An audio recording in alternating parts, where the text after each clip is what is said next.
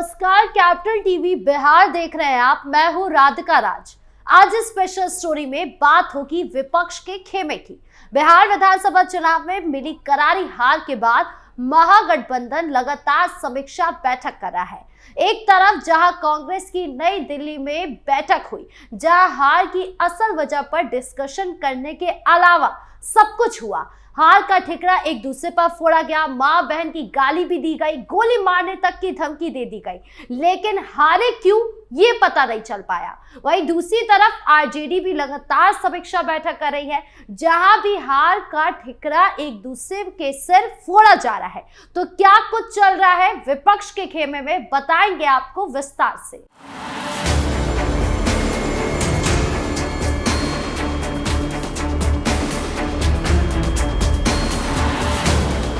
2025 विधानसभा चुनावों के नतीजे 14 नवंबर को आए और ये नतीजे महागठबंधन के लिए किसी काले अध्याय से कम नहीं रहा। 243 सीटों वाली विधानसभा में एनडीए ने भूस्खलन जैसी जीत दर्ज की। कुल 202 सीटें हासिल की। वोट शेयर 47.2% रहा, जो 2020 के 37.3% से 2 गुना से ज्यादा का उछाला दर्शाता है। वहीं महागठबंधन सिर्फ 35 सीटों पर सिमट गई। आरजेडी को 25, कांग्रेस को 6 ही सीटें मिली। यह हार सिर्फ वोटों की नहीं, बल्कि गठबंधन की एकजुटता की हार थी। नई रिपोर्ट से साफ हो रहा है कि असली समस्या चुनाव से पहले ही उभर चुकी थी। सीट शेयरिंग पर अनिश्चितता, सीएम फेस को लेकर जिद और आंतरिक विरोध ने वोटर्स का भरोसा डिगा दिया। जहां एनडीए ने समय पर सीट बंटवारे कर एकजुटता दिखाई, वहीं महागठबंधन की देरी और विवाद ने वोट ट्रांसफर रोक दिया। आरजेडी की हार ने पार्टी में लीडरशिप क्राइसिस उजागर कर दिया, जहां नेता तेजस्वी यादव की कैंपेन स्ट्रेटेजी और कोर टीम की भूमिका पर खुलकर सवाल उठा रहे। इसी तरह कांग्रेस की समीक्षा बैठक गहरी खामियां उभर रही है, लेकिन कोई कोर्स कनेक्शन नहीं सामने आ रहा है। ये सब मिलकर एक पैटर्न बनाते, जहां विपक्ष अपनी गलतियों को मानने की बजाय एक दूसरे पर दोषारोपण में उलझा हुआ है। समीक्षा बैठकें अब चल रही हैं, लेकिन नई एंगल से देखें तो ये बैठकें हार के लक्षणों का इलाज करने की बजाय घाव को कुरेद रही है। सबसे पहले बात करते हैं आरजेडी की, जो महागठबंधन की अगुवाई कर रही है। हार के बाद 27 नवंबर से पटना के राज्य कार्यालय में डिवीजन वाइज मीटिंग शुरू हो गई है, मगर डिवीजन की 27 नवंबर को चली बैठक में राज्य अध्यक्ष मंगलानी लाल मंडल, पूर्व मंत्री अब्दुल बारी सिद्दीकी और भोला यादव जैसे नेता मौजूद थे। उम्मीदवारों से लिखित रिपोर्ट मांगी गई कि हार क्यों हुई, चूक कहां रह गई और भीतर घात किसने किया। आरजेडी का मानना है कि आंतरिक विद्रोह ही हार का बड़ा कारण था। पार्टी ने चेतावनी दी कि उम्मीदवारों के खिलाफ काम करने वालों पर निष्कासन तक की कार्रवाई होगी। 4 दिसंबर तक डिवीजन वाइज रिव्यू पूरा होने के बाद जिला स्तरीय चरण शुरू होगा, जिससे महासचिव और पदाधिकारी शामिल होंगे। सरन डिवीजन के लिए 28 नवंबर और पूर्णिया के लिए 29 नवंबर तय है। तेजस्वी ने इस प्रक्रिया को भले ही हरी झंडी दी हो, लेकिन उनकी चुप्पी बता रही है कि वो बहुत गुस्से में है। चुनाव से ठीक पहले अक्टूबर में आरजेडी ने 143 सीटों पर उम्मीदवार उतारे, लेकिन कई जगहों पर फ्रेंडली फाइट हो गई।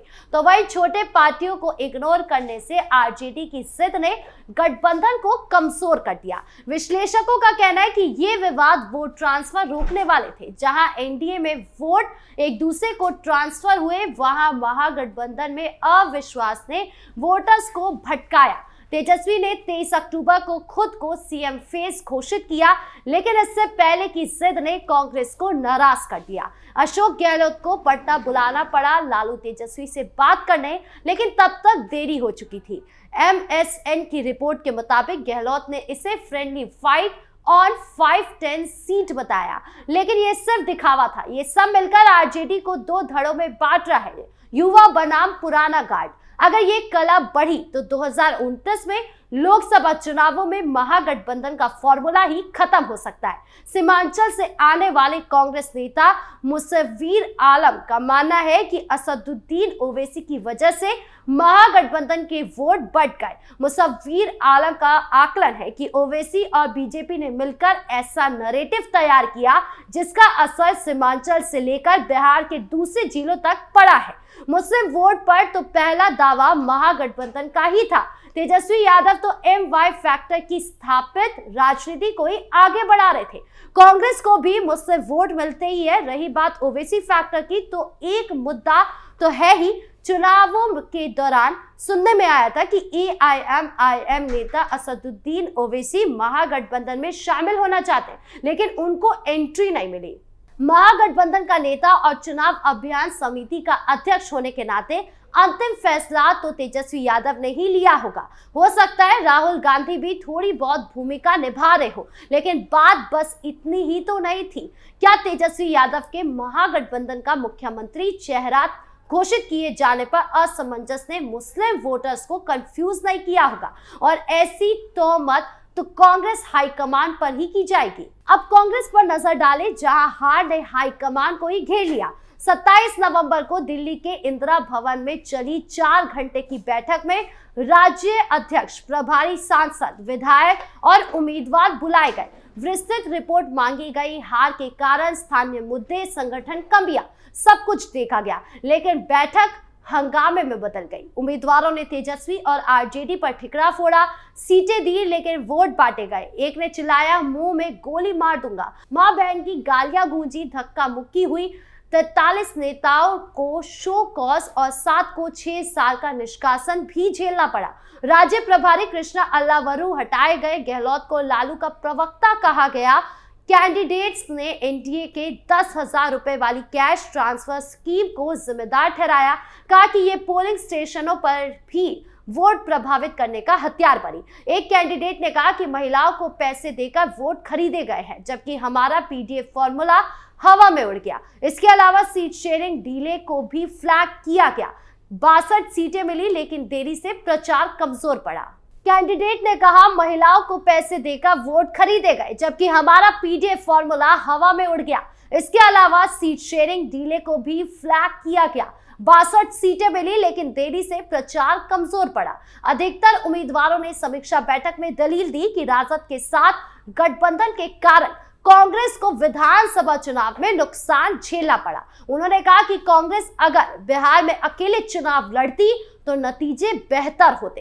कई उम्मीदवारों ने बिहार में तेजस्वी की पार्टी से गठबंधन खत्म कर अपने दम पर चुनाव लड़ने की वकालत भी की।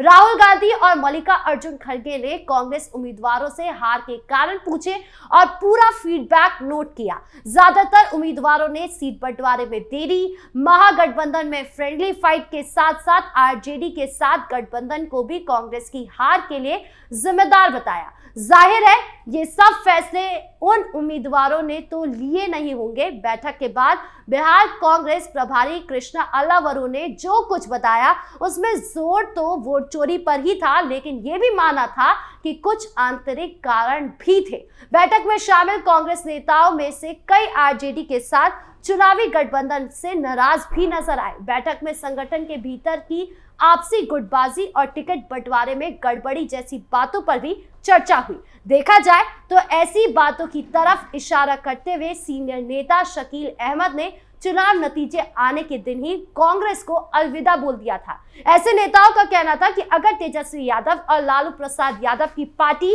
राष्ट्रीय जनता दल से गठबंधन नहीं हुआ तो कांग्रेस की स्थिति इतनी खराब नहीं होती। नेताओं का सुझाव है कि RJD के साथ गठबंधन करना फिर से विचार किया जाना चाहिए था और कांग्रेस को अपनी ताकत बढ़ाने पर फोकस करना चाहिए था। ध्यान देने वाली बात यह है कि RJD की समीक्षा बैठकों में ऐसी ही खबरें आ रही है। असल में तेजस्वी यादव भी चुनाव हारने वाले नेताओं से बात कर रहे हैं। 26 नवंबर को शुरू हुआ RJD का समीक्षा कार्यक्रम 4 नवंबर तक चलने वाला है।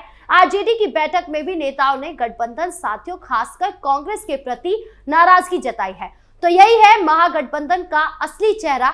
सीट शेयरिंग पर जिद, ओवैसी को दरवाजा बंद करना, भीतर घात करना, फ्रेंडली फाइट, गालियां, धमकियां और अब एक दूसरे पर कीचड़ उछालने का खेल। समीक्षा बैठकें चल रही है पर सुधार कहीं नहीं दिख रहा है। न आरजेडी में भीतर घातियों पर कार्रवाई हो रही है, न कांग्रेस हाईकमान ने अपनी गलतियां मानी। जनता ने खोखले वादों, जंगल राज के डर और ठग बंधन की ठगी को साफ नकार दिया। एनडीए काम कर रहा है, महिलाओं के खाते में पैसे डाल रहा है, विकास की नई योजनाएं ला रहा है, जबकि विपक्ष सिर्फ रो रहा है, आरोप लगा रहा है। 2029 दूर नहीं है। अगर अभी भी नहीं सुधरे, गठबंधन नहीं तोड़ा, नई रणनीति नहीं बनाई तो अगली हार और करारी हो सकती है। जो भी 4-5 सीटें आई है वो भी आना मुश्किल हो सकता है। बिहार की जनता ने संदेश दे दिया है, काम चाहिए, ठगी नहीं। आपकी इस पूरे मामले को लेकर क्या राय है, कमेंट बॉक्स में जरूर बताएं। धन्यवाद।